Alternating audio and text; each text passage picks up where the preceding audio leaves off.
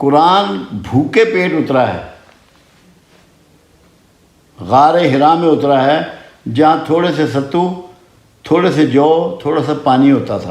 کیوں بتایا جا رہا ہے یہ، کیوں سمجھایا جا رہا ہے؟ رمضان میں اترا ہے جب آپ بھوکے ہوتے ہیں، متقی بننے کے پروگرام میں ہوتے ہیں۔ تقوی میں سب سے بڑی بنیادی چیز یہ ہے کہ تقوی کم کھائے بغیر حاصل نہیں کیا جا سکتا۔ جتنا پیٹ بھوکا ہوگا، دھیان، گیان، آفاق سے رابطہ اتنا ہی مضبوط ہوگا۔ بھرے پیٹ سے نہ الہام ملتا ہے، نہ القاء ملتا ہے، نہ وحی ملتی ہے۔ جتنے مفکر آپ دنیا میں دیکھیں گے، جتنے بھی پیدا ہوئے ہیں آج تک، جتنے عظیم لوگ پیدا، وہ بہت تھوڑا کھاتے تھے تاکہ ان کے جو خیالات، ان کی جو حکمت، ان کی جو دانائی، ان کا فہم، ان کا غور و فکر، ان کی جستجو، ان کی تحقیقات، چاہے سائنٹسٹ ہو، جو خالی پیٹ کام کرتا ہے برین، وہ بھرے پیٹ کر ہی نہیں سکتا۔ بھرے پیٹ تو صرف 3 چیزیں ہوتی ہیں: نیند زیادہ آتی ہے، ہوا زیادہ بنتی ہے، سیکس کو زیادہ دل چاہتا ہے۔ اس کے علاوہ کوئی عثمان غنی رضی اللہ تعالیٰ عنہ کا ہے، وہ 4 چیزیں ہیں: کم کھانا صحت، کم بولنا حکمت، کم سونا عبادت، لوگوں سے کم ملنا جلنا عافیت۔ آپ، میں کہتا ہوں، بھوکے رہیں آپ، یعنی کہ آپ کو بھوک محسوس ہو، آپ دیکھیے گا کہ آپ کو کیسے کیسے تھاٹ آئیں گے، کیسی کیسی رہنمائی ملے گی۔ کر کے تو دیکھیں، اے آدم پنجابی جائے گھوڑا دیا میدان، کر کے دیکھیں۔ میری خوراک جو ہے عملاً 5 سال کے بچے سے بھی کم ہے، عملی طور پہ میں نہیں کھاتا۔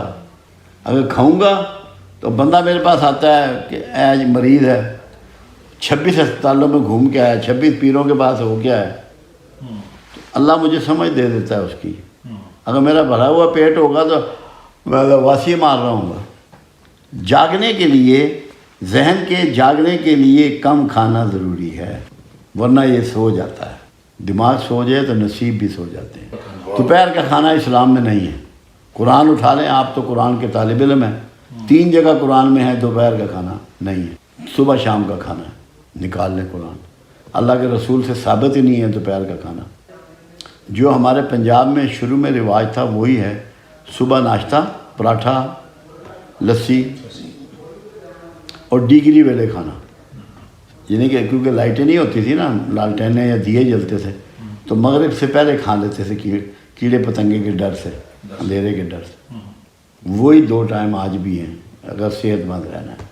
پورا یورپ 2 ٹائم کھاتا ہے، پورا ویسٹ 2 ٹائم کھاتا ہے، 3 ٹائم کا وہاں کھانا ہے ہی نہیں۔ دیکھا آپ نے کسی کو وہاں؟ اب جیسے آپ گپلو ہو گئے، یہ کھائے بغیر تو نہیں نا۔ جتنے ولی ہوئے ہیں، جتنے پیغمبر ہوئے ہیں، یا فاقے سے رہتے تھے یا روزے سے رہتے تھے۔ اب آج کے دور میں متقی کو جانچنے کے لیے کہ کون متقی ہے، کیا چیک ہے معلوم ہے آپ کو؟ Do you know? میں اکثر کسی بڑی توند والے کو اور بھاری برتن جسم کو اور گوشت والے کو دیکھتا ہوں تو مجھے حیرت ہوتی ہے، یہ کس چیز کا؟ تقویٰ اس طرح ناپا جا رہا ہے آج کل سائنسی وے میں کہ دسترخوان سجا دیا جاتا ہے، بندے کہتے ہیں جی آؤ کھانا کھاؤ۔ جو جھپٹ کے کھا رہا ہے نا اور زیادہ ڈال رہا ہے، وہ سمجھتے ہیں کہ یہ متقی نہیں ہو سکتا۔ یہ ٹیسٹ ہے۔ بالکل صحیح۔ کیوں؟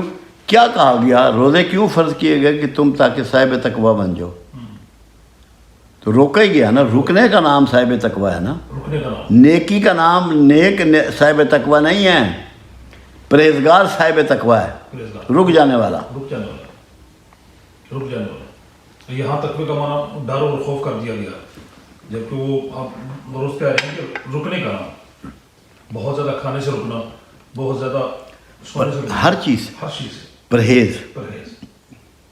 کیونکہ اللہ نے پرہیز کیسے بتایا آپ کو؟ آپ کلمہ شروع کرتے ہیں لا الہ الا اللہ، نہیں کوئی رب الہ کے سوا، تو نہیں کیا ہے؟ پرہیز۔ رک جاؤ۔ روزہ سب سے بڑی عبادت ہے، اس کی بنیاد ہے نہ کرنے پہ، کرنے پہ بنیاد نہیں ہے روزے کی، نفی پہ بنیاد ہے، نفی پہ بنیاد، رکنے پہ بنیاد ہے، یس۔ جامد ہونے پہ بنیاد ہے۔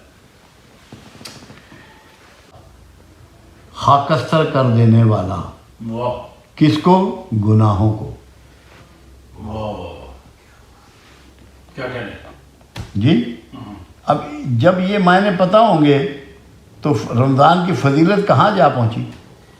کیا بات ہے، بہت بڑھ گئی جی۔ بہت بڑھ گئی۔ کہ اس نے آپ کے گناہوں کو جھلسا دینا ہے، فنش کر دینا ہے۔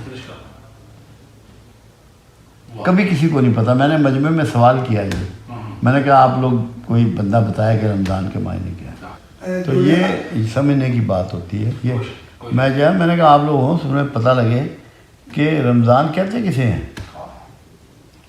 اور مزے کی بات اس میں یہ جتنے شعبے ہیں نا رمضان کے، وہ رمضان کے مہینے میں ہیں، روزے میں نہیں ہے۔ روزہ تو ایک شعبہ ہے اس میں سے، ایک شعبہ اس میں سے، روزہ ایک شعبہ ہے، رمضان پورا پروسیس ہے، پورا پروسیس ہے۔ کوئی شک نہیں، کوئی شک نہیں۔ مطلب یہ بنیادی فرق ہے۔ اب روزے کا بھی معنی لوگوں کو نہیں معلوم، آپ کو معلوم ہے روزے کے معنی؟ اگر وعد کے ساتھ ہو تو وہ گنبد کیا کہا جاتا ہے اس کو؟ روزے کو ہم کہتے ہیں سوم۔ سوم سوم کسے کہتے ہیں؟ اب سمت اردو میں جیسے ہمیں پڑھایا گیا روزے کو کہتے ہیں، اور ایک خاص کنسیپٹ ہے جی۔ سوم جو ہے عربی میں سوم کہتے ہیں سرکش گھوڑے کے پاؤں باندھنے کو۔ کیا بات؟ آپ اپنے سرکش نفس کو کستے ہیں، اس کے پاؤں باندھتے ہیں روزہ رکھ کے، واہ، سبحان اس کو سوم کہا گیا۔ سبحان مطلب میں آپ کو بتاؤں یہ اصطلاح آپ نے ساری عمر میں سنی نہیں ہوگی۔ سوم کے یہ عربی کے جو لفظی اس کے معنی ہے سوم کے، یہ میں نے آج سنی۔ میں بتا رہا ہوں آپ میں نے بھی پہلے دفعہ سنا ہے رمضان اور سوم اس کی، لوگ کتنا فرق ہے۔ ماشاءاللہ۔ اب یہاں پہ حدیث مبارکہ آپ سمجھیں کہ اللہ رمضان میں شیطانوں کو باندھ دیتا ہے، لوگوں کو یہ سمجھ میں نہیں آیا۔ اللہ نہیں باندھ سکتا شیطان کو، کیونکہ اللہ نے اس کو کہا ہے کہ تجھے ایک وقت مقررہ تک کے لیے مکمل آزادی ہے۔ اللہ اپنے اسٹیٹمنٹ کے اگینسٹ کس طرح کر سکتا ہے؟ اللہ اپنے وعدے کے خلاف کر سکتا ہے؟ نہیں کر سکتا۔ تو اس کو قید تو نہیں کرتا، مگر ہر انسان کے جوڑے میں اس کا شیطان پیدا کیا گیا، تو وہ بندہ خود اپنے شیطان کو باندھ دیتا ہے۔ سوم واہ، سرکش گھوڑے کو باندھنا، باندھ دیتا ہے، روزہ رکھ کے وہ خود باندھ دیتا ہے۔ وہ حدیث مبارکہ اس طرح یہ پوری ہوتی ہے۔ اب ورنہ اکثر ذہن میں خیال رہتا ہے کہ وہ شیطان بندھا ہوا ہے تو پھر یہ رمضان کے مہینے بھی بے شمار گناہ ہو رہے ہیں، یہ کون کروا رہا ہے، کیسے کر رہے ہیں؟ اسی لیے کہہ رہا ہوں اس کا مطلب وہ اس کا شیطان بن جاتا ہے۔ اس کا شیطان بن جاتا ہے۔ اللہ کے رسول صلی اللہ علیہ وسلم سے پوچھا گیا، یا رسول اللہ صلی اللہ علیہ وسلم آپ کے جوڑے میں بھی پیدا کیا گیا؟ لفظ استعمال آپ نے فرمایا ہر انسان کا زوج پیدا کیا گیا، جوڑا۔ واہ، آپ نے فرمایا ہاں میرے جوڑے میں بھی شیطان پیدا کیا گیا، مگر مجھے اس پر قابو دے دیا، گرفت دے دیا۔ یہ لوگوں کو سمجھ نہیں آتی، یہ چیزیں ہیں سمجھنے کی۔